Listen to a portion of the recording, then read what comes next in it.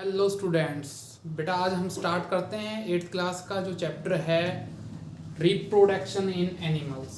इसका first part देखेंगे आज हम, रिप्रोडक्शन इन एनिमल्स। सबसे पहले अगर रिप्रोडक्शन की बात करें तो इसका हिंदी मीनिंग क्या होता है? प्रजनन।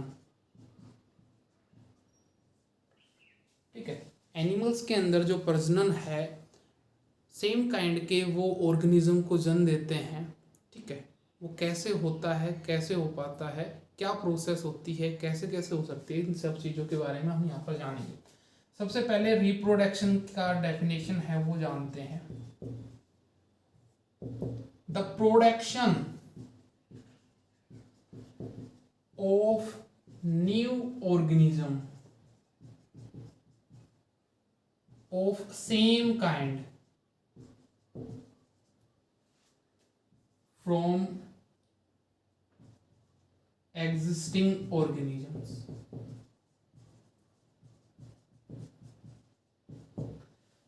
बेटा प्रोडक्शन का मतलब एक तरीके से पैदा करना, नए ऑर्गेनिज्म को पैदा करना उसी टाइप का जिस टाइप का पहले से एग्जिस्टिंग ऑर्गेनिज्म है। जैसे कि अगर मैं बात करूं एग्जांपल की, ह्यूमन बीइंग है, ह्यूमन बीइंग जो प्रोडक्शन करते हैं न्यू ऑर्गेनिज्म का, वो उनके सेम काइंड का हो जाता है, सेम पर एक उसी प्रकार का हो जाता है, उसी स्पीसीज का हो जाता है। कौन करता है? एग्जिस्टिंग ऑर्गेनिज्म जो पहले से मौजूद है। ठीक है, वही क्या कर पाते हैं? न्यू ऑर्गेनिज्म का प्रोडक्शन कर पाते हैं। ठीक है, अगर मैं एग्जांपल की बात करूं, जैसे कि काऊ है, डॉग है, ह्यूमन बीइंग हो गए, बहुत सारे ऑर्गेनिज्म है जो सेम काइंड का ऑर्गेनिज्म है या यंग वंस है, उसको जन्म देते हैं। नेसेसरी क्यों जरूरी है भाई ये? रिप्रोडक्शन है वो जरूरी क्यों है? To continue their species on earth, अपनी प्रजाति को लगातार अर्थ के ऊपर बनाए रखने के लिए ये जरूरी है। जैसे कि अगर मैं बात करूं, मान लो एग्जाम्पल लिया हमने ह्यूमन बीइंग का, ह्यूमन बीइंग के अंदर रिप्रोडक्शन अगर नहीं होता है या नहीं करते हैं वो, तो अब जो जिसने जन्म लिया है वो मरेगा, सही बात है, वो मर जाएंगे, लेकिन उनकी प्रजाति फिर आगे कैसे बढ़ेगी, इसके लिए वो क्या करते हैं? रिप्रोडक्शन करते हैं अपनी प्रजाति को आगे बढ़ाने के लिए, ताकि वो अर्थ के ऊपर सरवाइव कर सके एक लंबे समय तक। वो रिप्रोडक्शन करेंगे, फिर आगे वाली जनरेशन है वो रिप्रोडक्शन करेगी। इस टाइप से जो ऑर्गेनिज्म है, ह्यूमन बीइंग है, वो एक लंबे समय तक अर्थ के ऊपर सरवाइव कर पाएंगे। ठीक है, अगर रिप्रोडक्शन कोई एनिमल्स है, ऑर्गेनिज्म, उनके अंदर रिप्रोडक्शन नहीं होता है तो उनकी प्रजातियां है एक्सटिंक्ट हो जाएंगी, विलुप्त हो जाएंगी, समाप्त हो जाएंगे। तो उनकी लाइफ को कंटिन्यू रखने के लिए, उनके काइंड के, उनके स्पीसीज को कंटिन्यू रखने के लिए रिप्रोडक्शन है वो बहुत जरूरी है। फिर बात कर लेते हैं रिप्रोडक्शन की एक तरीके से टाइप्स। रिप्रोडक्शन है मेनली उसकी दो टाइप होती हैं, एक एसेक्सुअल रिप्रोडक्शन, दूसरा होता है बेटा सेक्सुअल रिप्रोडक्शन। एसेक्सुअल रिप्रोडक्शन क्या होगा? सेक्सुअल रिप्रोडक्शन क्या होगा? जिस रिप्रोडक्शन में सिंगल पेरेंट रिक्वायर्ड होता है वो होता है एसेक्सुअल रिप्रोडक्शन। सेक्सुअल रिप्रोडक्शन जिसके अंदर दो पेरेंट चाहिए होते हैं, one is male and other is female. अगर मैं बात करूं मान लो एसेक्सुअल की,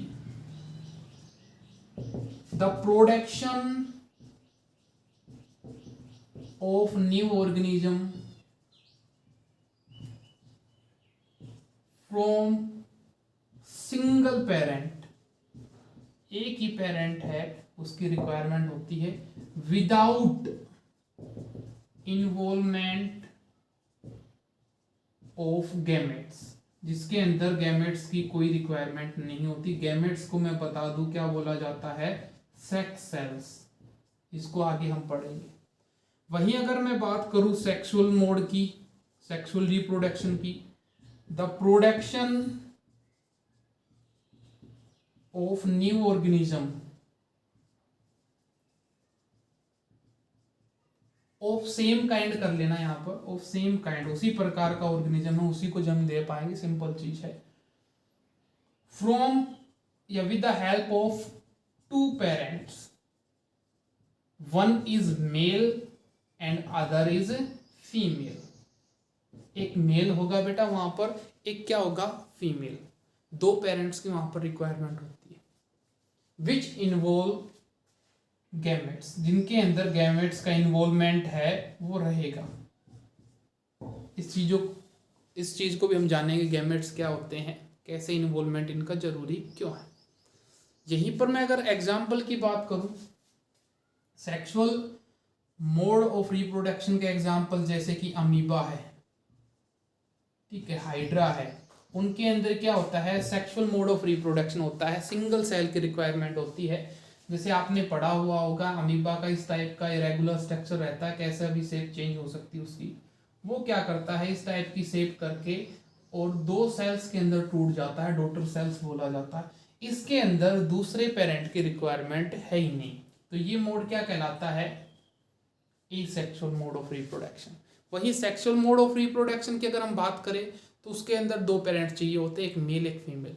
ह्यूमन बीइंग की बात कर लो, काऊ, डॉग, कैट, किसी की बात कर लो, इस टाइप की जो अपने आसपास दिखाई दे रहे हैं हमें, उनके अंदर दो पेरेंट की रिक्वायरमेंट होती है। उनको, उस मोड को क्या कहा जाता है बेटा, सेक्सुअल मोड ऑफ रिप्रोडक्शन। अब सेक्सुअल मोड ऑफ रिप्रोडक्शन के अंदर हम गैमेट्स का जिक्र किया है, गैमेट्स के बारे में हम जानते हैं, यहाँ पर पढ़ते हैं। गैमेट्स क्या होते हैं, अभी बताया मैंने, सेक्स सेल्स। ह्यूमन बीइंग के अंदर जो मैन होता है उसको मेल बोला जाता है, और जो वोमेन होती है उसको फीमेल बोला जाता है। अब मेल के अंदर मेल गैमेट मिलता है, मेल सेक्स सेल, और फीमेल के अंदर मिलती है फीमेल सेक्स सेल। मेल के अंदर जो मेल सेक्स सेल होती है, मेल गैमेट होता है, उसका नाम होता है बेटा स्पर्म, और फीमेल के अंदर जो फीमेल सेक्स होती है उसको बोलते हैं, सेक्स सेल को, ओवम। मेल के अंदर बेटा स्पर्म एंड फीमेल के अंदर ओवम। इसका एक बेसिक स्ट्रक्चर है वो भी हम जान लेते हैं, ओवम का देख लेते हैं। यहाँ पर इस टाइप का जो अपना सेल्स होती है, स्फेरिकल स्ट्रक्चर वही होगा, बीच में न्यूक्लियस होगा। यहाँ पर जो लिक्विड प्रेजेंट था सेल के अंदर, साइटोप्लाज्म।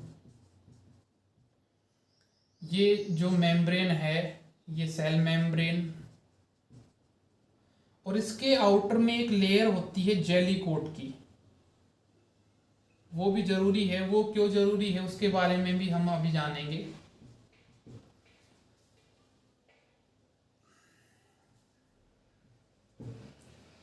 ये सेल है, उसके अंदर फीमेल सेक्स सेल या की बात करें ओवम, उसके अंदर स्पर्म है वो इंजेक्ट होता है, ठीक है।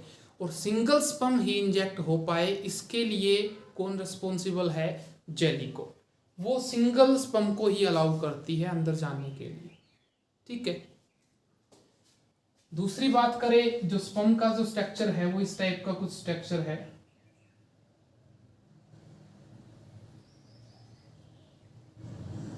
ये बीच में मिडल पीस रहेगा ऐसे,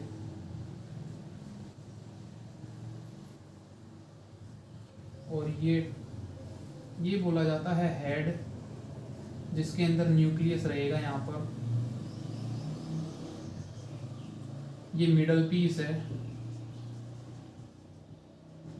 और ये है टेल, पूंछ, ठीक है। यहां पर क्या होता है, अब एक प्रोसेस के बारे में पढ़ेंगे हम, फर्टिलाइजेशन, यहीं पर जान लेते हैं। फर्टिलाइजेशन प्रोसेस होती है fusion of male gamete with female gamete. Fusion of male gamete यानी कि स्पर्म, फ्यूजन का मतलब होता है जुड़ना। फ्यूजन किसके साथ हुआ? फीमेल गैमेट यानी कि ओवम। जैसे ही मेल गैमेट या कि स्पर्म हम कहें ये इंजेक्ट होता है ओवम के अंदर, तो इसका जो हेड पार्ट है जिसके अंदर न्यूक्लियस होता है वो अंदर ही पेनिट्रेट होके रह जाता है। ठीक है। Fusion of male gamete with female gamete का मतलब क्या हुआ? ओवम का और स्पर्म का जुड़ना। जब सेक्सुअल इंटरकोर्स होता है वहां पर स्पर्म है सीमन के रूप में, वहां पर सीमन एक तरीके से कॉम्बिनेशन है लिक्विड का और स्पर्म का, वो ट्रेवल करते हुए और ओवम के पास जाते हैं फैलोपियन ट्यूब में, आगे पढ़ेंगे डिस्कस करेंगे। ठीक है। वहां पर वो दोनों चीजें हैं वो जुड़ जाती हैं। उनका जुड़ना क्या कहलाता है बेटा? फर्टिलाइजेशन प्रोसेस होती है। और ये जब जुड़ जाते हैं, मेल गैमेट और फीमेल गैमेट जुड़ेगा तो इस फॉर्मेशन को बोलते हैं जाइगोट। इसको क्या बोलेंगे? जाइगोट की फॉर्मेशन हुई है। अब यहां पर जो जाइगोट बनेगा, जो सिंगल सेल बनेगी, स्पर्म और ओवम का एक तरीके से जो कॉम्बिनेशन होगा, जो जाइगोट बना है, वही सिंगल सेल अपने आप को मल्टीप्लाई करती जाएगी, 1 से 2, 4, 8, 16 इस टाइप से। ठीक है। अपने आप को मल्टीप्लाई करती जाएगी और एक न्यू यंग वंस की जो फॉर्मेशन है, एक तरीके से बॉडी स्ट्रक्चर है, उसका रूप ले लेती है। ठीक है। और लास्ट में उस यंग वंस का क्या हो जाएगा? बर्थ हो जाएगा। तो फर्टिलाइजेशन प्रोसेस क्या हुई बेटा? Fusion of male gamete with female gamete. Male gamete यहाँ की स्पर्म हो गया है और फीमेल गैमेट यहाँ पर ओवम हो गया है। जो दोनों के अंदर फीमेल गैमेट यानी कि ओवम के अंदर अगर हम बात करें तो उसके अंदर फीमेल के कैरेक्टरिस्टिक्स होते हैं, उसकी क्या विशेषताएं हैं वो रहेंगी। मेल गैमेट यानी कि स्पर्म के अंदर मेल की जो कैरेक्टरिस्टिक्स होती है वो रहती हैं उसके अंदर। ठीक है। आगे चल के भी उनके अंदर पढ़ेंगे कि क्रोमोसोम्स वगैरह के बारे में। अब जानते हैं फर्टिलाइजेशन। ये 2 टाइप का होता है, एक होता है इंटरनल फर्टिलाइजेशन, दूसरा होता है एक्सटर्नल। इंटरनल फर्टिलाइजेशन क्या होगा? The fertilisation which takes place inside female body. Inside female body, female body के अंदर में जो हो जाएगा वो कहलाता है internal fertilisation. External fertilisation, fertilisation which take place outside the female body, female body से बाहर होगा, वो कहलाएगा एक्सटर्नल फर्टिलाइजेशन। फर्टिलाइजेशन हम समझ चुके हैं, the fusion of male gamete and female gamete. अब यहां पर इंटरनल फर्टिलाइजेशन की बात करूं, मैं एग्जांपल की बात करूं, जैसे कि ह्यूमन बीइंग है। ठीक है। काऊ, डॉग, कैट, ये सब क्या है? इनके अंदर इंटरनल फर्टिलाइजेशन होता है। एक्सटर्नल फर्टिलाइजेशन की बात करूं तो आपको देखने को मिल जाएगा फ्रॉग के अंदर, फिश के अंदर। इनके अंदर कैसा फर्टिलाइजेशन होता है? एक्सटर्नल फर्टिलाइजेशन होता है। इनका केस आगे आएगा, वहां से भी हम डिटेल स्टडी करेंगे। जो फीमेल फ्रॉग है वो ओवम है, वो इजेक्ट करती हुई जाती है। बहुत सारे ओवम है, बहुत सारे ओवम जिनको ओवा बोल दिया जाता है। ठीक है। अब उसके ऊपर मेल फ्रॉग है वो स्पर्म को स्प्रे करता जाएगा और वहीं पर उनका जो फर्टिलाइजेशन है वो fusion of male gamete and female gamete outside the female body हो जाता है। ठीक है। यहाँ तक पढ़ते हैं। इससे आगे हम पढ़ेंगे जो रिप्रोडक्शन होगा ह्यूमन बींग्स के अंदर। ठीक है बेटा, थैंक यू।